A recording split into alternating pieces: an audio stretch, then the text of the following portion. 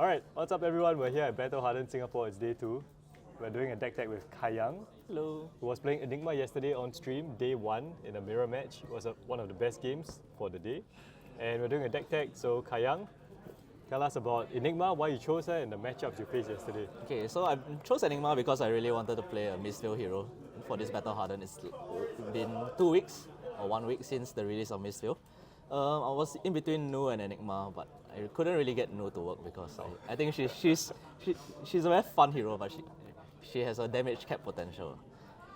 But Enigma, she has a really good matchup into certain heroes where you're extremely favored. So you do get some free wins along the way. Can you talk a bit more about the matchup spread? So I would think you are very comfortable into decks like Victor, and Warriors, and you do put yourself into the game against Brutes. So because now Brutes are so powerful that a lot of decks are struggling into Brutes. But Enigma, for one, you are presenting damage or preserving life by putting Ward onto the board. So Enigma does do pretty well compared to most other decks into Brutes. Her one very bad matchup will be the Ninjas. Right. Yeah, so this deck is actually quite heavily tagged for Ninjas. I was hoping. Luckily, I didn't pair into any yesterday. Yeah, but eventually, I guess the Zenit made it to the finals. Yeah, kudos to Ivan. Yeah. Yeah, it was a pretty good game. Okay, so let's talk about the deck. Okay, so this is an Enigma deck. It's a very beautiful Japanese Enigma. So this entire deck is centered around one weapon. It's Cosmos only. There was talk about a Reality Refractor build, but I think at the end of the day, the most powerful cards of Enigma do come from Cosmos and allowing you to swing big attacks for low cost. So like 8 damage from Mirror Guy at a cost of 1. Okay. So the equipment for Enigma, we mainly just do run these 4 equipment most of the time. So the Traverse is very important because it does help you get the chi back. So it's an extra card. It's almost like Balance of Justice without the conditional of opponents having to draw 2 cards. Tunic, I think, is just a mainstay in Flesh and Blood right now. Yeah. Uphold Tradition is just a very flexible card for Enigma. Although it doesn't block, it still has the Ward 1 and does give 1 counter. That 1 counter does change games sometimes. And for Meridian Pathways, it's a card where we don't use the first line of ability the most, but we do use the Ward 3. It's the most common time you're going to be using it. So the most important thing about this card is that it's Ward 3. You use it either defensively against a big attack or you use it against a Blood Rot token. Okay, yes. cool. So let's move on to the sideboard for equipments. So as I said, Ninja is the worst matchup, so Stonewall Gauntlet now is the most impactful card against Zen because they are leaning towards the Descendant and Bonds build. When you put this card out against an Art of War on a Descendant Gust Wave, you're telling them that it's pretty much preserving 3 to 4 life if they don't close the chain. Okay, and moving on. We run Arcane Barrier 3 because Enigma is one of the decks that can really work off Arcane Barrier 3. She has a lot of blue pitches, and I think sometimes there will be random Kanos running around in Singapore. So, yeah. Okay. We want to make sometimes when you're only running Arcane Barrier 1, you might not be able to beat the Kano because Waning Moon is always disrupting your attacks. Right. So Arcane Barrier 3 really just solidifies that matchup. So you can think of it as 2 slots to guarantee the Kano. Very skilled Kano matchup. Okay, so let's move on to the main deck.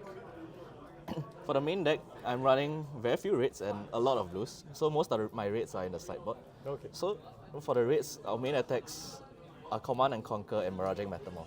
So Miraging Metamorph is just a very efficient attack, 1 for 7. And it does provide the disruption in a sense that against Brutes and Guardians, you're asking them to take the 7. If you're going to block with a card, you may trigger Metamorph's second ability to create a copy of an aura that you actually have on the board, which is a lot of value in some cases. Command and Conquer is another mainstay in Flesh and Blood. It's a very disruptive attack and it could be quite impactful against decks that are trying to keep their 4 card and arsenal in order to swing back at your ward and disrupt you. Okay, and let's move on to the 1 red aura that I do play. I think Vexing Scepter. Okay, this I think is one of the most important auras in Enigma. So, offensively, it provides 4 damage, while defensively, it does block for 3. If the opponent cannot clear it, you're just getting a lot of value from this. Yep. Okay. Cool. So down to the yellows, I'm only running 3 yellows. Restless Coalescence. I think this card, it works very well off other cards from Enigma. By itself, it's just a Ward 2. But when you do play this card to its full potential and taking maybe 2 to 3 counters from other cards, it does provide for very big turns or very good defensive play.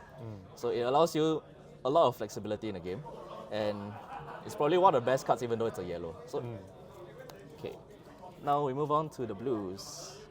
So first of all, we'll talk about the transcend cards that we play in Enigma. Sure.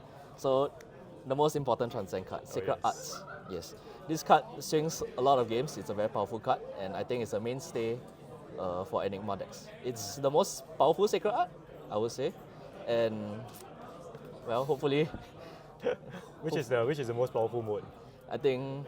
Well, the most powerful mode is when you do get to choose all three. Yeah.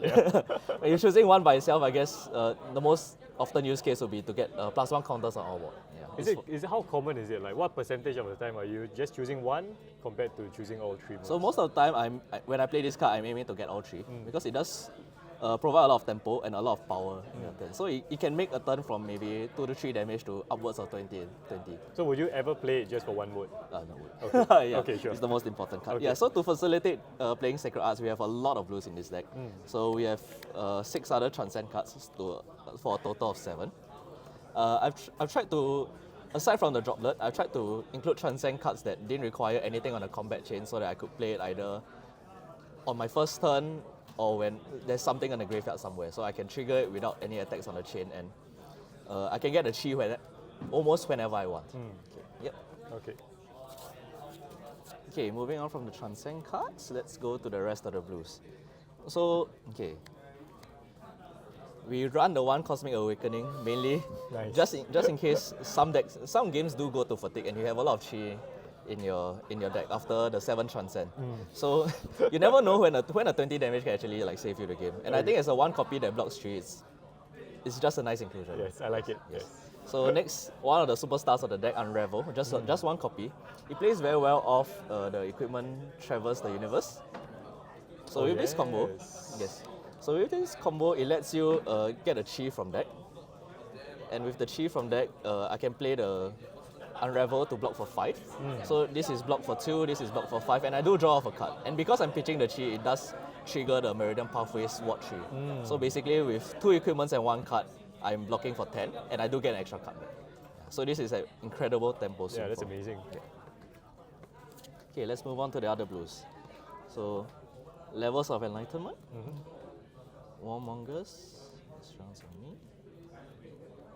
3 Hold the Line, and 1 10 of chi. Okay, so Levels of Enlightenment is just one of the more powerful cards that you can have. It's very bad against Nu because you don't want them to use it from your banish zone. Yeah. But offensively, because you get to transcend and use your hero ability as an instant, you can trigger up to 2 modes most of the time. And it does provide some damage that the deck lacks. Because when you're always relying on auras, and your auras are always being cleared, you sometimes find yourself lacking for damage. So having damage from attack actions in the deck actually does give you the additional push to close the game. Okay. Warmongers, I think this is a very powerful card against your worst matchup, Vincent, against Azaleas. You do just win sometimes you do win the games just by playing 1 card. Okay. So, and as a blue block tree, there's not much downside to playing it. Yeah. Okay, now let's move to Hold the Line. Hold the line. Yeah. So Hold the Line is a defense reaction. It blocks for only 2, but against brutes, it blocks for 5 most of the time because when they're playing Art of War and when they're playing Blood Rush Bellows, it provides a lot of defensive value to keep your ward safe. Yeah. And most importantly, it's a blue defense reaction, so it lets you transcend after you play the defense reaction. Yeah. Now for this round on me, it's one of the hate cards for Ninja. I mean, sometimes you do provide them the extra card, which is not a good thing. Yeah. So the most common play pattern for me would be to put down an aura like Waxing Scepter, swing with the Waxing Scepter, and see whether they block with a card. If they block with a card, then I would play these rounds on me. Okay. Because then they are no longer at 5. They will not get 5 cards to play on that turn. Yeah. So this is main boarded. Yeah, so this is main border to me because it's a blue block tree, and when I play on turn 0, it's very impactful. Right. Yes. Yes. Okay. So it's a very good card against Nu as well. So it makes that matchup really from somewhat tricky with the daggers and Vambrace. It makes it to almost like a show win because they can no longer swing daggers at you even with a 5 card hand. Yep. Around the 1 copy of Tenor of Chi win. It's not very impactful, but it's a blue, and it's an okay. So the power of this card is it allows you to play multiple auras in a turn. Yes. I can play this into haste banding into a 3rd haste banding. Yeah. So it's a very powerful tempo play in some sorts. It Yeah. also allows you to give Rage Scepter, the blue aura, go again when you swing for 6. So there are some use applications, but I wouldn't say it's a very great card. It's quite a replaceable card in the deck. Okay. Okay, let's move on to the blue auras.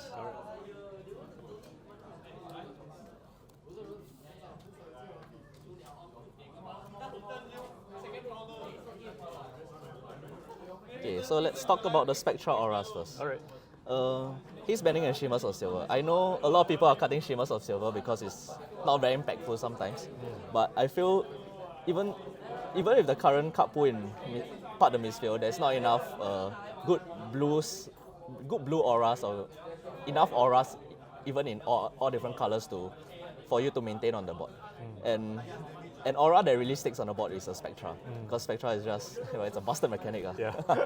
Yeah, so to me, even though they might not seem good, I feel like I win a lot of games just by having Spectra on the board and gaining incremental value of them over a few games. So maybe if I can stick Shimmers or Haze Bending on board for 5 to 6 turns and make it the opponent hard to clear, I'm just going to get incremental value that I'm going to win the game with it over time. So Spectra better than what? I would say Ward is important, but Spectra does provide a lot of protection for you as well. Yeah, it does provide a lot of swing potential as well as when opponents attack it, you do get a free turn. Yeah. Cool. So these are the Ward auras that we play. So Mirror Guy, I guess it will be a special case. We'll talk about you later. Okay, sorry. Rage Scepter is here. Okay, yes. So you run the 3 Rage Scepter and 3 Essence of Mind. I think this is a mainstay in most Enigma decks. It's a Ward 2 and a Ward 1 with some offensive potential. They are pretty good, and they are block 3s as well. The 2 Vengeful's, they might not seem very powerful or very popular now, but as I said, because we are leaning into the Spectra of Haze Bending and Shimmers of Silver, sometimes you do give yourself some position to be able to play them at instant speed on the opponent's turn. That's quite good. Yeah. Yeah. So without having to use our action point, we do manage to maintain the board in some sense. So, and it's a blue block 3, so you really can't go wrong with it. Yeah. So now the superstar of the deck, Manifestations of Mirror Guy. I would say I went 6-1 yesterday and I lost in top 8. So I would say out of the 6 rounds that I won, I've won almost every single round of Manifestations of Mirror Guy. Yeah, so it's an incredibly powerful card. And with Spectra being such a hard thing to clear now, with Shimmers of Silver on board, this card can get out of control. Yeah. So being able to swing for 8 with 4 counters, or maybe if Shimmers of Silver got to 10 damage, 12 damage, 14 damage, while preserving a lot of life as well. So it does provide a lot of swing potential, and it's probably the most dangerous aura on board, because with just a tunic counter, you can be swinging for 8, and there's not much people can stop you. Yeah. So I have the same question. Would you play this without pitching chi? So there are times that you are required to play without pitching chi, Okay. and because it does provide like an attacking option for you. But most of the time you are trying to play with a chi. Okay. But Okay, fair enough. yeah, so a most common play will be probably keeping in Arsenal until you draw a Transcend card. Right. So that's it for the main board. We can move on to the 2 plus sideboard. players. You have 8 minutes to end of round. Please report the result once your round is over. Okay, so now for the sideboard, we have all the defense reactions that we play to protect our board. I think the Sink Below and Fate for Scenes are given. But the 3 unmovables may or may not be too popular now, but in Singapore with a lot of brutes and with a lot of like secret guardian players out there, I feel like these defense reactions do get you over the line. They do protect your ward very well. They're just very efficient in general. Yeah. And Enigma being a very blue heavy deck, 3 unmovables I think is pretty easy to pull off. So why 2 Fate for Scenes? 2 phase 1, I just didn't have enough space in the deck to put in 3. Okay. Yeah, and I think that 3 unmovables is just slightly more impactful because you do preserve more cards when you're blocking. Okay. So, Enigma is a deck that uses cards to attack because you don't have a proper weapon. Yeah. So there is a high chance of fatigue if the opponent, like Victor or Nu, manage to clear your board consistently. Yeah, so you might reach a somewhat semi-fatigue state. So having unmovable to preserve some cards is very important. Okay. And being able to pitch for the unmovable actually allows me for pitch stacking. Yeah, so it allows me to pitch stack maybe a Chi together with a Manifestations of Mirror Guy. So when I draw it during the second cycle, I'm going to kill you now. Nice. Yes. Okay, so let's move on to the attack actions. I only run 2 Bastions and 2 Phantasmal Chasms.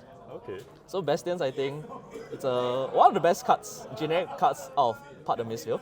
It's an offensive card at 3 for 7, and it's a defensive card that does protect you from maybe 2 daggers, or for Zen it's a Kakara into a Tiger, so it does protect you very well from what. I would say you're using it more for the defensive value more so than offensive value. But I would say there are many cards that you can replace this card with if you're looking for more offensive-oriented gameplay, maybe like Weaker's Link or Amnesia. Right. Yes. Phantasmaclasm, it's a 3 for 9. I think a lot of people are off this card because it's sometimes 3 for 9 is just not very impactful in the game.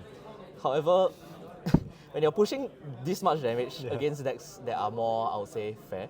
So like for Azalea, where every card is 3 damage, or when against Dash, where every card is like 0 for 4 base value, pushing 3 for 9 or being able to sink an important card for them during their combo is very, very impactful.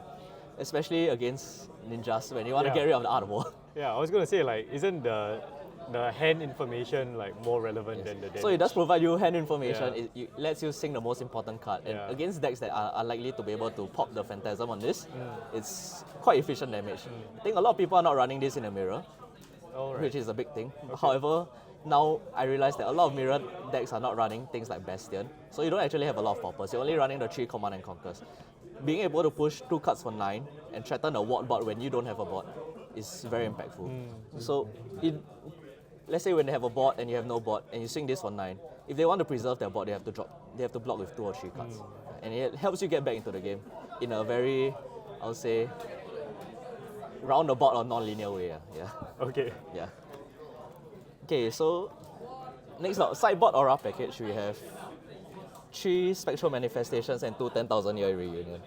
So Spectral Manifestations is a very good card that combos together with 10,000 Years. It allows you to play it basically for free.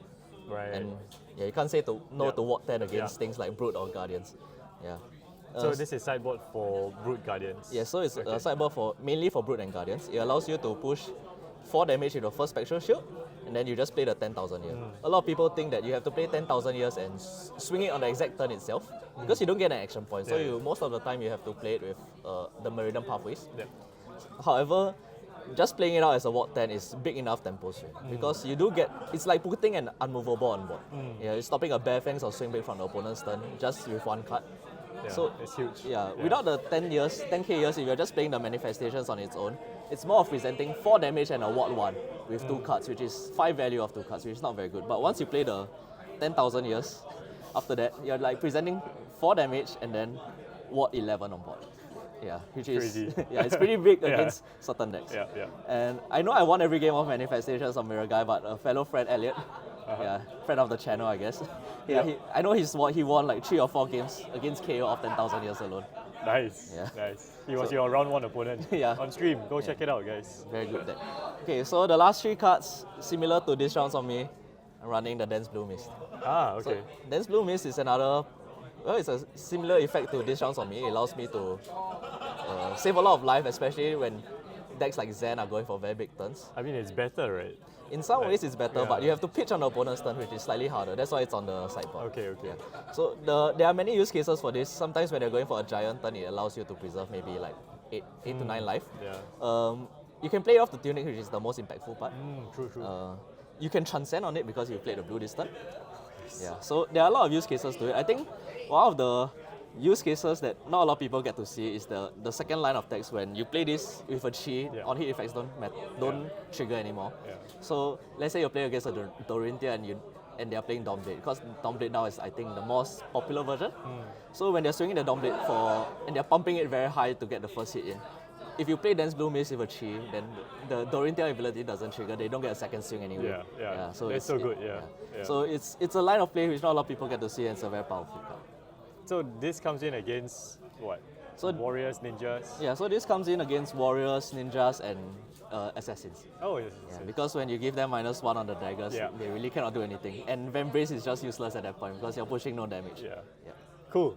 Okay, and that's all for my Enigma deck. So what's the breakdown? What's the ratios that you have here? Oh, so I believe it's like 39 blues, 3 for the main board. It will be 39 blues, 3 yellows, and 9 reds.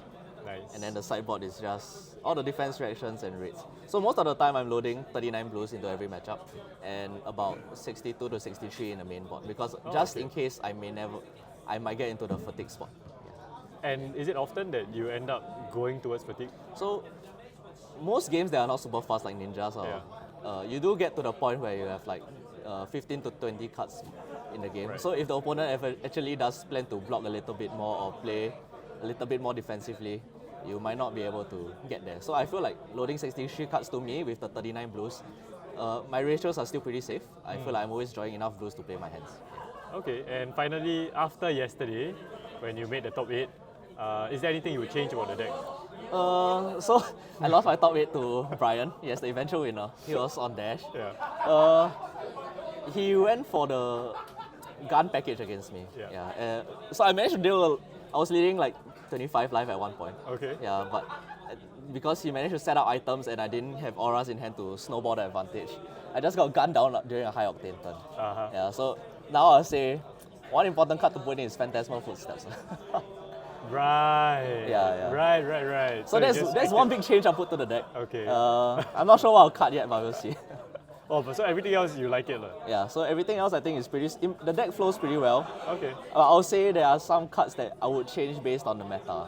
Nice. Yeah, because currently I think after Ivan's display yesterday on the Zen with the Chain Link 13, I think Zen is gonna pick up more in popularity, so we'll see. But I think throughout the national season in the next 1 or 2 months, I think even though KO and Zen are viewed as the best deck, I think we'll start to move slightly away from them into some other decks because even though they are very powerful decks, they do have their limitations in blocking and getting disrupted sometimes. Wow. So I think a take from me, hot take, okay? Hot take, yes. Even though Zen and KO are the best decks now, they may not be like their positions are not certain in the next 2 months. Alright. So that is some hot takes from Kayang. Once again, our top 8 with Enigma for Battle Hardened. Congratulations again. And yeah, thanks for the deck tag. No problem. Bye. Bye.